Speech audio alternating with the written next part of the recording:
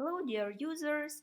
I'm excited to announce another product update, and today it is about HTTP protocol.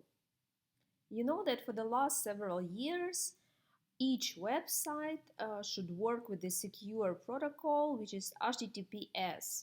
So when we enter any website, it should start with HTTPS. And it says that it's a secure protocol, it protects your data, your credit card data, personal data. But all the websites used to work on HTTP protocol.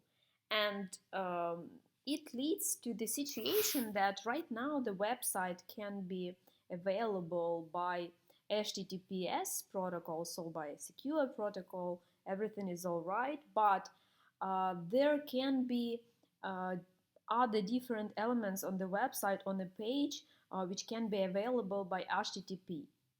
Other words, the page downloads by HTTPS protocol, it's a secure protocol, but there can be maybe image or some form or JS, CSS, which downloads by HTTP, and it is your potential vulnerability, and there will be not such a sign of lock, there will be not secure sign, which is really not secure situation for you, and it is the potential vulnerability of your website.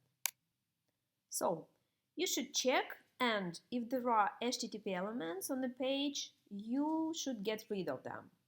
So there is a new chart in our content section, which is HTTP resource on page. There are 4 columns here. All of them are clickable. HTTP on page.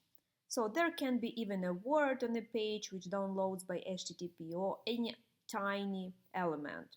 So by clicking here, you will find all of them. Links to HTTP. This is the data table with links to the pages which downloads by HTTP. There can be internal or external links, all of them. Images HTTP.